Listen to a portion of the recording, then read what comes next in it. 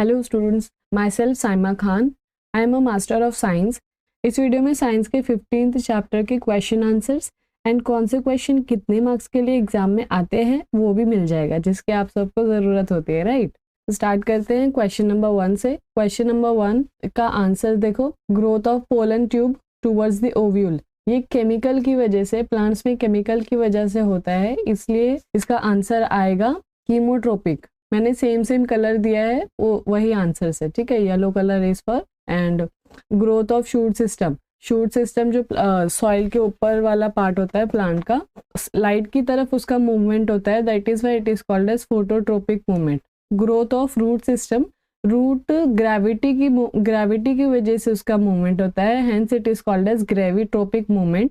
And growth toward the water, water की तरफ movement होगा तो हाइड्रोट्रोपिक मूवमेंट, ठीक है। क्वेश्चन नंबर 2 में कंप्लीट द पैराग्राफ है, जिसमें आप लोगों को कॉन्सेप्ट समझना जरूरी है। अगर कॉन्सेप्ट पता है then only you can write the correct answer. ये रिफ्लेक्स एक्शन के ऊपर पैराग्राफ बना है।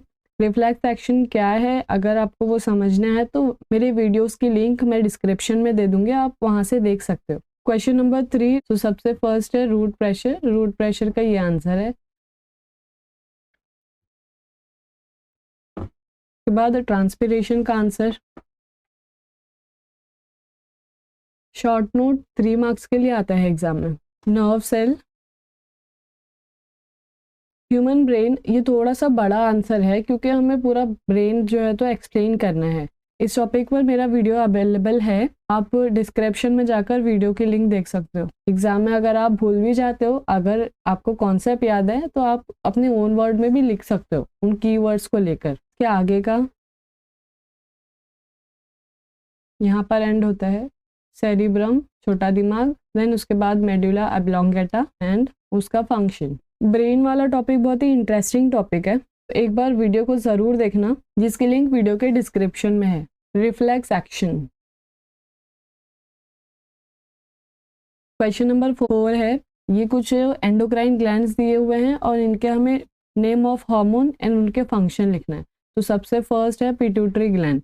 ग्रोथ हार्मोन स्टिमुलेट करता है ग्रोथ ऑफ बोन। देखो बच्चों, प्रोनाउंसिएशन बहुत जरूरी है, प्रोनाउंसिएशन आपका सही होगा then only you can write the correct spelling, ठीक है। Adrenocorticotropic stimulates adrenal gland. Stimulate का मतलब होता है सिग्नल करना, सिग्नल देना। Thyroid stimulating hormone.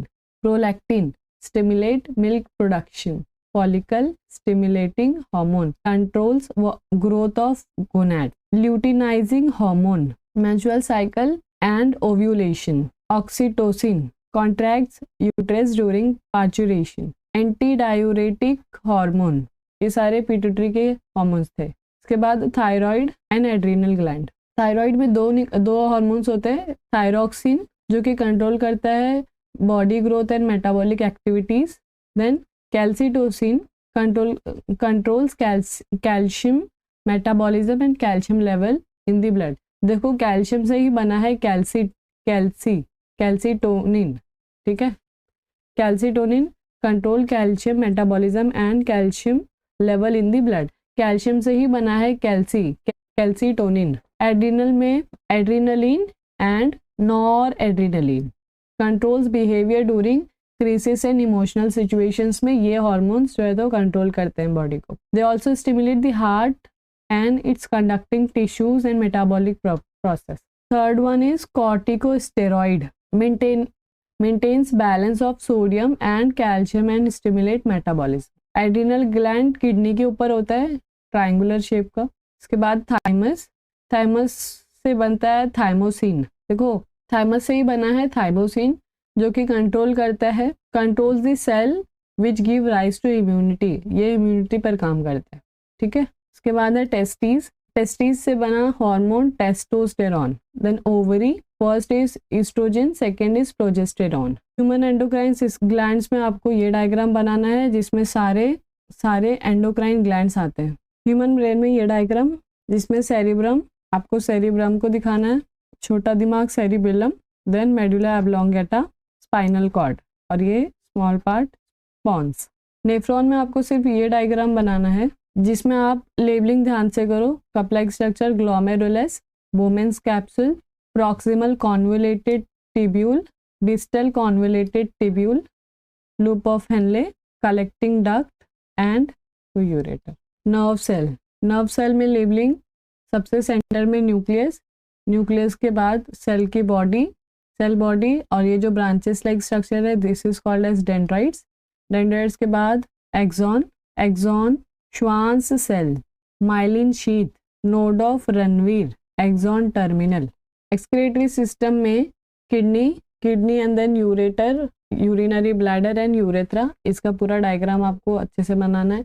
डायग्राम आप तभी जल्दी बना सकते हो जब आप प्रैक्टिस करो, अच्छे से डायग्राम की प्रैक्टिस करो और कम से कम टाइम में बनाने का ट्राई करो, सो दैट एग्जाम में आए तो आपका ज़्यादा टाइम ना लगे डायग्राम बनाने में। Question number 6, answer the following. First question is explain the chemical coordination in humans and give the name and function of some hormones. ये 3 मार्क्स के लिए आता है एग्जाम में। Next question, explain the difference between excretory system in plants and humans. Next question, explain coordination in plants with the help of suitable example. यहाँ देखो coordination में जो हमने सबसे फर्स्ट क्वेश्चन सॉल्व किया, मैच द कॉलम्स, उसका ही कुछ part आएगा लेकिन उसको यहाँ पर एक्सप्लेन करना है। ठीक है, तो सबसे पहले कोऑर्डिनेशन क्या है वो प्रोसेस बताओ, कोऑर्डिनेशन की डेफिनेशन। देन प्लांट्स में कैसे होता है, प्लांट्स में कोई प्रॉपर सिस्टम नहीं होता है।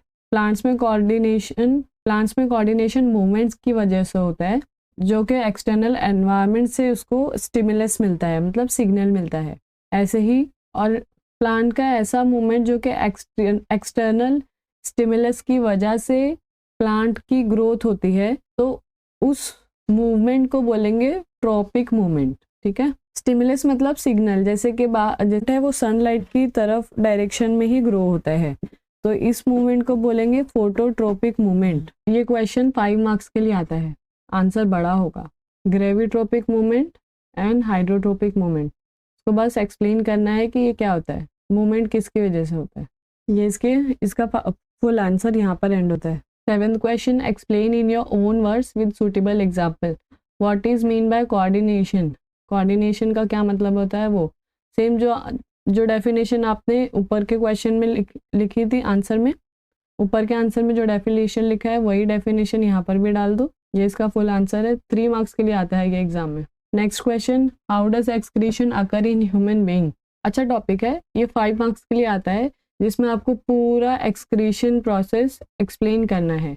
अगेन ये आप तभी लिख पाओगे जब आपको पूरा प्रोसेस याद होगा और आपने समझा होगा। Next question, how does excretion in plants useful to human being. Plants के जो एक्सक्रीटरी प्रोडक्ट होते हैं, जो मटेरियल प्लांट्स जो वेस्ट मटेरियल एक्सक्रीट करते हैं वो ह्यूमन बीइंग के लिए कुछ जो है तो यूजफुल है। कौन कौन से है, लेटेक्स प्रोडक्ट है, रेसिन है एंड गम। ये सब हमारे यूज में आता है। Next question is describe transportation system in plants.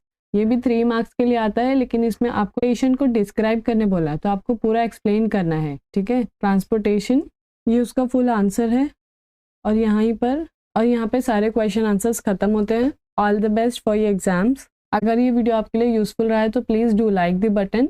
ऐसे ही आपको सारे चैप्टर्स के क्वेश्चन आंसर्स मिलेंगे यहाँ पर, सो चैनल को सब्सक्राइब कर लो। और बच्चों, आंसर को लिखने के लिए कॉन्सेप्ट का समझना बहुत ज़रूरी होता है। जब आपको कॉन्सेप्ट पता है, प्रोसेस एक्सक्रीशन प्रोसेस कैसे होता है, ट्रांसपोर्टेशन कैसे होता है, ये सारी चीज़ें आपको पता है कि तो आप आंसर को रटने के बजाय खुद से लिखने का ट्राई कर सकते हो। ठीक है, तो रट्टा मारकर नहीं लिखना है, आंसर्स को समझ कर लिखना है, कॉन्सेप्ट को समझ कर लिखना है। ठीक है, थैंक यू फॉर वॉचिंग।